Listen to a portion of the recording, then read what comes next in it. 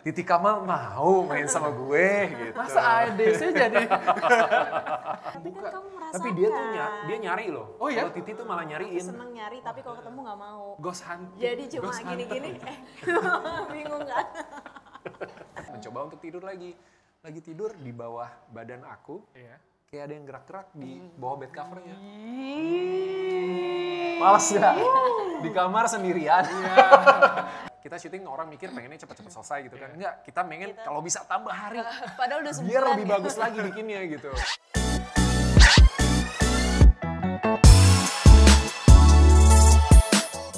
Halo Kyle Lovers dan Movievers, selamat datang di Kapan Lagi Show. Terima kasih sudah hadir, senang rasanya kita berkumpul di sini. Perkenalkan saya Angga dan kali ini kita akan kedatangan bintang tamu spesial, cast dari film Getih Ireng. Please welcome Titi Kamal dan Darius Sinathrya. Kasih tepuk tangan. Titi Kamal dan Darius, please welcome.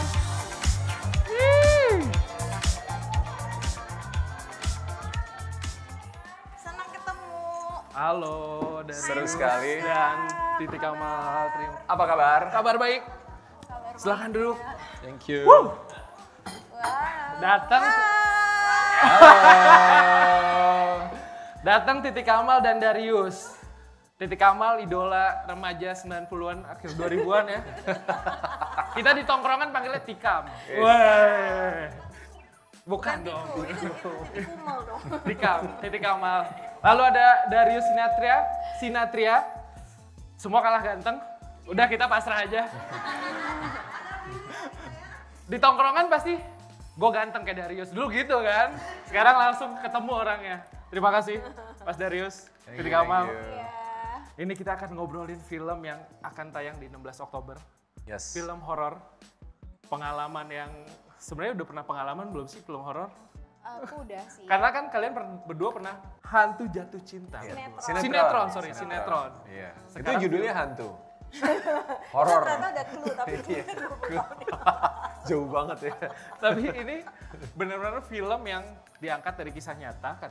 iya, Iya dari kan? thread-nya Zero Point. Zero Point. Soal santet. Waduh. Ya. Getih Ireng, Getih Ireng. Black Blood, darah hitam gitu. Udah kayak ayam cemani sih ya. Ayam cemani. Dia tahu loh. Kamu tahu nggak? Tahu dong. Oh, oke. Ini temen. Ah. Titi Kamal dan Darius, saya pengen tanya, kalian bagaimana sih ketika pertama kali ditawarin, Titi Kamal, Darius, mau nggak main film horor gitu? Nah gimana sih ceritanya ketika ditawarin pertama kali di Getih Ireng? Silakan Darius. Titi dulu. Hah? Siapa dulu? Sweet. Oke, kalau aku sebenarnya ditawarin main film horor udah bukan satu hal yang aneh ya. Yeah. Apalagi ini kerjasama ketiga bareng sama Hitmaker Studio. Dan kerjasama pertamanya juga horor. Sumala tahun lalu. Yeah. Gitu. Jadi udah cukup tahu bagaimana treatmentnya dan lain-lain. Justru yang kaget adalah ketika nanya mainnya sama siapa? Sama Titi Kamal. Wah, serius? Titi Kamal mau main sama gue gitu. Masa ADC jadi? Emang aku nggak ada tampang main horor ya? Nggak ada Enggak, sih. enggak. Nggak ada Bukan sih. masalah horornya. Kamu mau main sama aku gitu, karena udah lama dan kita nggak pernah satu project bareng lagi kan. Gitu. Walaupun ada beberapa kali kesempatan setelah COVID tuh ada tawaran yang ini sama siapa Titi Kamal gitu. Cuma akunya yang secara jadwal belum bisa gitu. Atau sungkan? Itu juga sih. Takut. Nah terus gimana tuh? Tapi ya happy karena tawaran itu? karena aku tahu Hitmaker itu selalu membuat project-project yang bagus. Yap. Selalu projectnya itu selalu disayang. Dari mulai skripnya, production design, visualnya, drama, eksekusinya ya, sinematografinya itu pasti akan spesial gitu. Jadi nggak boleh cuma ngeliat wah ini horor gitu. Justru semua film, semua genre itu sama ketika dieksekusi dengan baik gitu kan. Jadi sebuah tontonan hiburan yang bagus dan dengan begitu banyak genre kan sebenarnya memperkaya. Salah satunya adalah horor, buat pecinta-pecinta horor yang suka ditakut-takutin, suka mencekamnya, dikagetin. Nah, Aneh itu ya ngapain jadi- udah nonton ke bioskop ditakut-takutin sebenarnya. Tapi itu mah memenuhi ekspektasi mereka. Ya tapi kan? ya Iya. itu seru lah. Cara sendiri buat merasakan nonton film. Iya.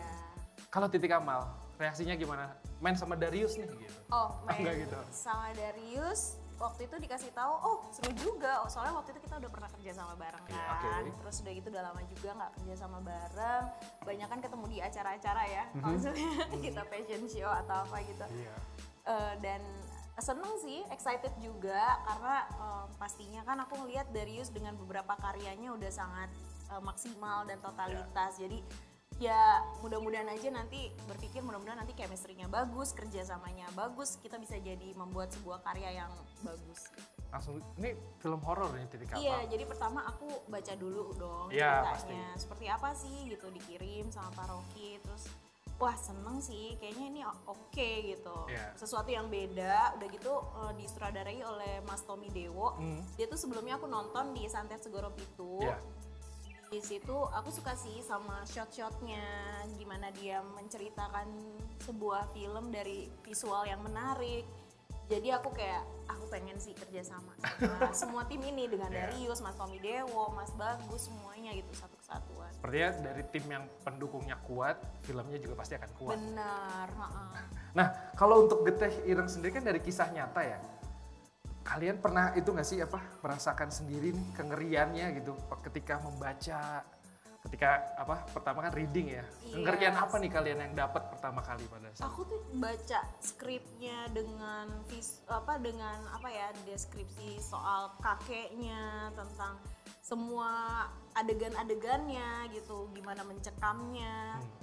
Hidup di rumah baru, mereka ini kan sepasang suami istri, Pram dan Rina, mereka baru aja pindah di rumah baru karena Mas Pramnya baru naik jabatan. Jadi kita pindah ke wilayah Wonosobo, di mana itu dulu emang tempatnya Rina masa kecil di dataran tinggi. Nah, jadi tuh rasanya seneng aja gitu, kayak seneng, ngebayangin. indah. Wonosobo tuh kan indah iya, banget. Tapi ya itu digabung dengan suasana yang mencekam tuh. Jadi kayak ngeri-ngeri gitu juga lah, campur-campur sih sebenarnya gitu. Kalau buat Darius mungkin udah kepikiran pengen motor cross aja tuh di Wonosobo ya. Seru tuh. Pas banget di belakang lokasi kita itu ada jalur buat main motor. Tapi ketika aku baca skripnya ya, terus aku juga baca threadnya dari Zero Point. Ada 2 point of view sih. Kalau sebagai Darius pas baca, wah gila sih ini kalau kejadian beneran gitu ya. Itu serem banget, nggak kebayang kita tiba-tiba di depan kita muncul sosok kakek-kakek, makhluk yang bentuknya nggak jelas gitu kan. Dan terus pedalaman lagi kita kan. Yes, dan dia meneror kita gitu, dan dia bisa dia bisa melukai kita secara fisik. Itu wah tuh merinding tuh. Aduh. Benar, serem sih, nggak kebayang Aku maksudnya. pas baca threadnya juga seserem itu. Nah tapi kalau dari point of view-nya Pram ini ternyata orangnya logis banget. Jadi kalau dia nggak lihat, dia nggak mengalami sendiri, dia nggak percaya. Dan itu bikin friksi di antara Rina sama Pram. Ketika Rinanya mendapatkan teror, digangguin, Pramnya enggak gitu. Ya laki-laki lah. Yang lihat cuma Rina, sosok kakek itu. Itu kucing, ada tanah di rumah itu kucing gitu kan. Jendela kebanting itu angin. Listrik mati, ya. Belum bayar. Listrik bunyi. Tokennya habis. Ini kamu beli. Tapi kalau secara di luar film, dari pribadi kalian tuh percaya nggak sih sama hal-hal yang mistis gitu? Aku percaya banget. Percaya nggak? Kalau Darius deh, apakah film dan aslinya memang skeptis itu sama sesuatu yang horor? Kalau aku pribadi percaya ada sesuatu, ada kehidupan lain, ada makhluk-makhluk yang mereka punya dunianya sendiri dan kita hidup beriringan sebenarnya gitu kan. Percaya. Tapi untuk membuktikan atau untuk melihat enggak sih, kayaknya Kan nggak punya ada kemampuan. Sarah Wijayanto biasa Tapi membuka. kan kamu merasakan. Tapi dia tuh dia nyari loh. Oh iya? Kalau Titi tuh malah nyariin. Seneng nyari, tapi kalau ketemu nggak mau. Ghost hunting. Jadi cuma Ghost hunter. gini-gini, bingung kan? Kamu nggak cerita Mas, kamu mengalami. Oh ada apa nih? Ada penampakan. Oh ya? Ada penampakan. Cuma aku sampai hari ini juga masih kayak beneran nggak sih gitu. Tapi yang Apa capek doang kali? Nah, the funny thing adalah kita masuk syuting di minggu kedua. Iya. Terus minggu pertama tuh kita masih banyak day scene gitu kan. Jadi pulangnya juga mungkin sebelum jam 1 udah pulang gitu, jam 1 malam ya. Nah, begitu masuk minggu kedua tuh kita syuting beberapa hari tuh sampai jam 7 pagi, Titi sempet sampai jam berapa? Setengah 9 gitu. Jadi udah mulai kebalik nih. Ini kejadian horor di set nih. Di Ya? set. Ya, di rumah tua Nah, itu. kita syuting itu 85% itu setnya di satu rumah di tengah perkebunan teh. Itu kayak rumah Belanda zaman dulu lah gitu ya. Terus ada satu adegan di ruang keluarga, begitu cut harus setup untuk next shot. Aku keluar, biasanya pada mencar-mencar tuh. Aku sama beberapa pemain keluar, ngobrol-ngobrol. Dari angin gitu ya. lah ya. Enggak juga, dingin di Oh, sana iya. ya. Nggak Perlu perlu dicari. Dari teman Justru kita menghindari angin. Iya. Wonosobo. Iya. Cuma kebetulan malam itu nggak ada angin. Oke. Malam itu nggak ada angin. Jadi itu 2:30 jam 3 lah. Keluar, Berarti suasana tuh hangat tuh, enak ya. Nggak hangat juga sih. Cuma nggak menusuk tulang Oke, gitu. oke, Dinginnya cuma di luar gitu. Terus di depan kita di teras itu hamparan kebun teh. Lalu di antara kebun teh itu ada beberapa pohon besar gitu.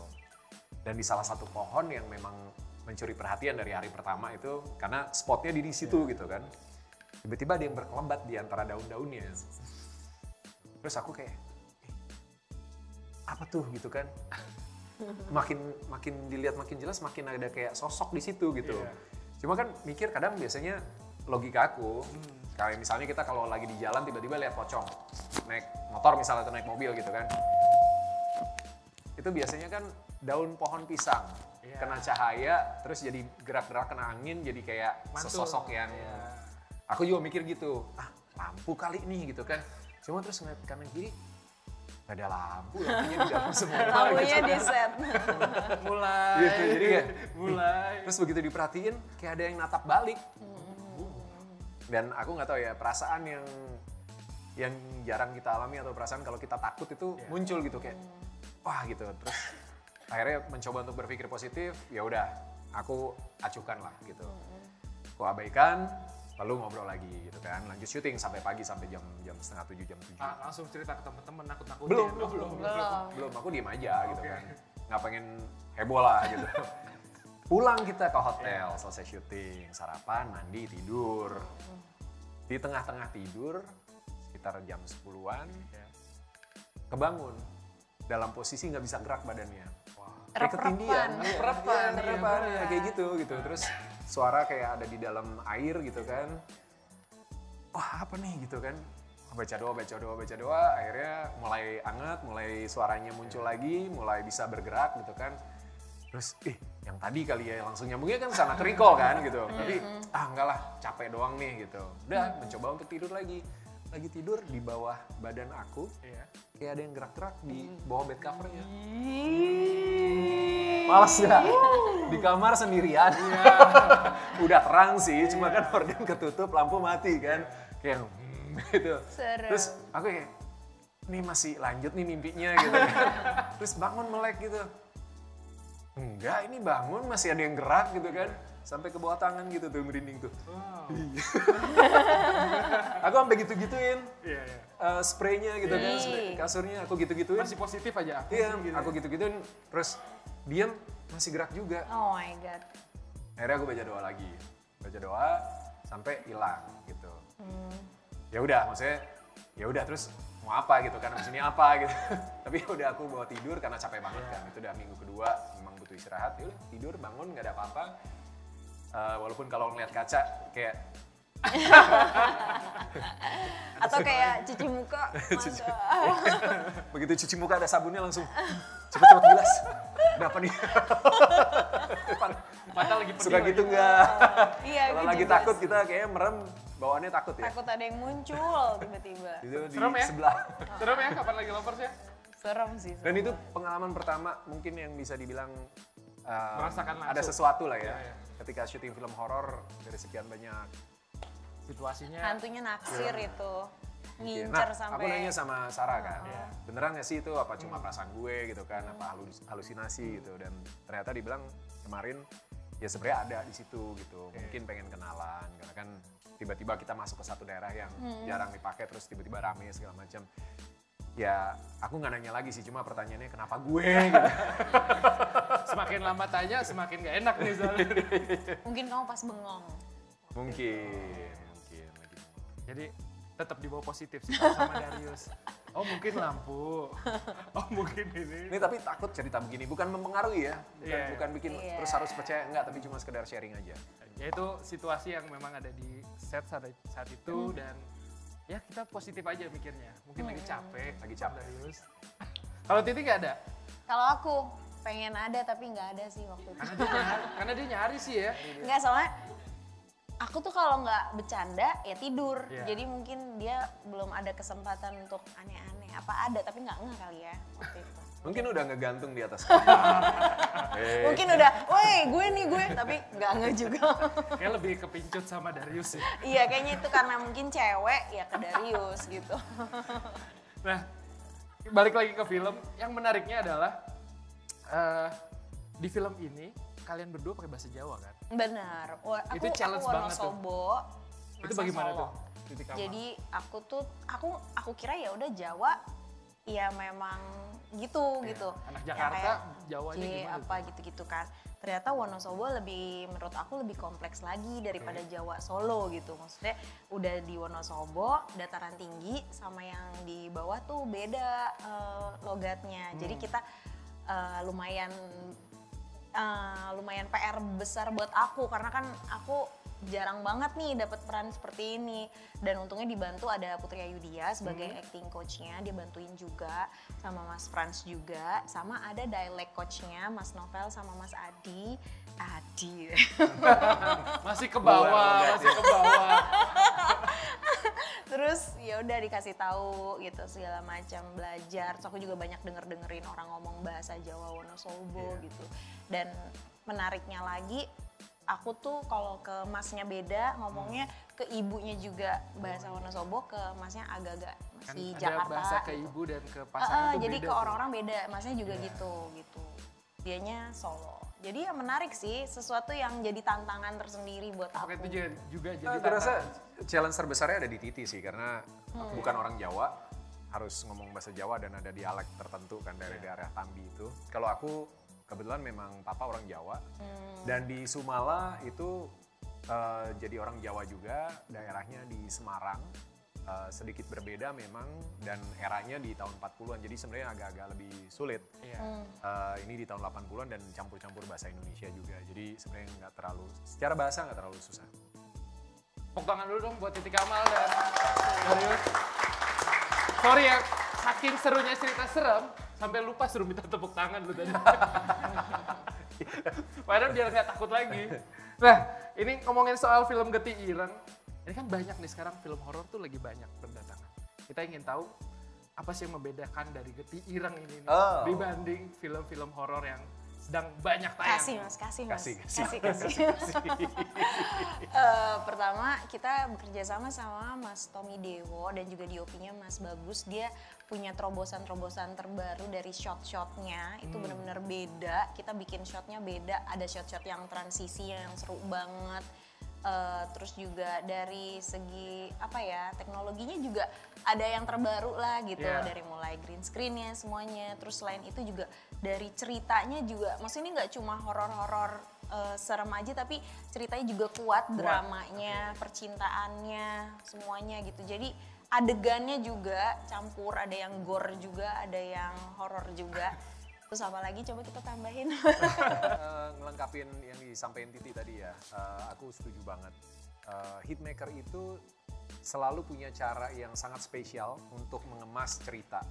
Walaupun horor, tapi core-nya itu ngomonginnya tentang keluarga, tentang memperjuangkan sesuatu yang mereka percaya gitu. Di sini bercerita tentang suami istri, ayah dan ibu yang berjuang untuk keturunannya, untuk anaknya. Jadi itu bercerita tentang cinta kan ya, gitu. Tapi kemasannya adalah horor dengan suspense, dengan teror, dengan gore-nya gitu. Dan treatment secara visual seperti yang Titi tadi dibilang, bahkan kita pakai beberapa equipment yang seringnya dipakai di iklan. Jadi memang kalau aku bercanda ya sama tim Astrada gitu kan, andaikan kita punya 3 sampai 5 hari lebih buat syuting. Ya. Jadi kita syuting orang mikir pengennya cepet-cepet selesai gitu kan. Enggak, kita pengen kalau bisa tambah hari.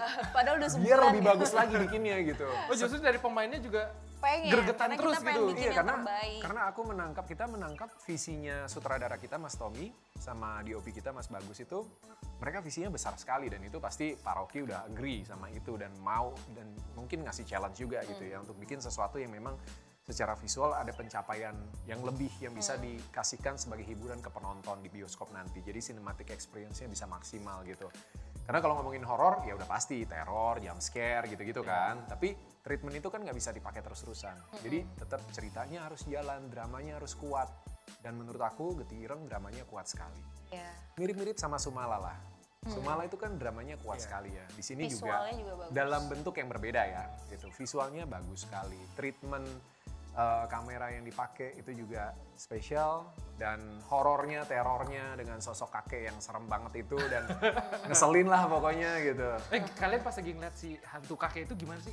Kita Pas lagi sih ngeliat gitu. serem banget ya gitu. Ada satu yang jadi Pak Narto, Iya. itu dia sampai kalau diajak ngomong nih, lagi kita ngobrol nunggu di set gitu, nggak mau nengok. Nggak mau nengok, padahal kan kita tahu ya orang aslinya orangnya. Nih mungkin aku bukan spill ya, tapi aku kasih clue sedikit. Oke. Hantunya di sini itu untouchable, nggak bisa disentuh. Sejago itu, sekuat itu. Kebayang nggak kita manusia ngadepin makhluk yang kayak gitu? Iya. Hopeless nggak sih? Bingung gak sih? Bingung Depresi. sih. Putus asa. Gitu. Satu lagi memperjuangkan rumah tangga, memperjuangkan buat punya buah hati, tapi dapat teror tuh udah kuat banget sih dramanya memang. Dan sedih banget kan Iya, ketika bener. akhirnya harus kehilangan calon bayi. Ya. Kan sebuah momen yang buat pasangan, apalagi pasangan muda baru Pasangan nikah, manapun. pengen punya anak pertama itu pasti berat banget. Iya. Ujiannya berat banget sih. Oke, tepuk tangan buat Titik Amal dan Darius. Buat movie first dan KL lovers yang di rumah yang ingin join nanti nonton bareng, kasih tahu Mas Darius di mana barcode-nya. Di sini. Bisa nonton bareng. Dan nonton di bioskop juga tanggal 16 Oktober 2025. Getih Ireng. Asik. Kok saya mau nanya, ini pertanyaan sedikit sih. Kalau boleh di rate 5 hantu lokal, rate-nya apa? Dari apa aja? Dari Titik Amal. 5 hantu lokal. Iya, kalau di rate nih 5 hantu lokal versi Titik Amal. Ya. Yang paling satu paling menyeramkan ya. Paling nomor satu. menyeramkan. Dari bawah berarti ya? Dari bawah, Dari ya. bawah. The Demit. 5. Yang nomor 5 The Demit. Demi tuh kayak apa bentuknya? Serem, gede. Kayak rambut semua gitu gak sih? Tapi Namanya juga giginya pencari gede. pasti tahu deh. Dia lebih Tapi paham. giginya gede, cuma rambut. Oh, bukan genderuwo semua itu? gitu. Ya, bisa juga sih. Yang keempat. Ya udah genderuwo deh yang pertama. Genderuwo. deh. ya. Yang paling bawah kan? Yang paling bawah apa? Yang nomor 5. paling bawah tuyul. Tuyul. Yang keempat Bayul. Terus kunti. Gak ada harga Kunti. dirinya banget. Pocong. Pocong. Nomor 2-nya Terus The The Demit. Demit. Genderuwo. Mirip gak sih The Demit sama Ya genderuwo? pokoknya gitu kali ya. Kan Iya. keren nama-namanya. Udah kan? Udah, semua. 5. Kalau dari Darius. Aku mungkin sama kayak Titi, Nomor yang 5. paling bawah itu tuyul. Paling gak ada harga dirinya. Maafkan saya. Iya. Tuyul, Poci, karena Poci udah terlalu mainstream. Iya. Dia ada di mana-mana. Kasian digituin Poci, ntar dia tersinggung loh kalau denger. Yang ketiga. Yang ketiga adalah Kunti. Kunti. Yang keempat itu Kuyang. Yang keduanya Oh kok. iya, kedua, ada kedua. Kuyang. Kuyang. Serem Kuyang ya itu bawa lumayan paling serem. Yang paling serem berarti nomor 1 Yang versi paling Darius. serem adalah jinnya Getih Ireng, si kakek siapa. Masuk. Oke, masuk. Kayak lovers dan movie first kita istirahat dulu. Nanti kita akan balik lagi di segmen 2. Tepuk tangan untuk Titik Amal dan Darius.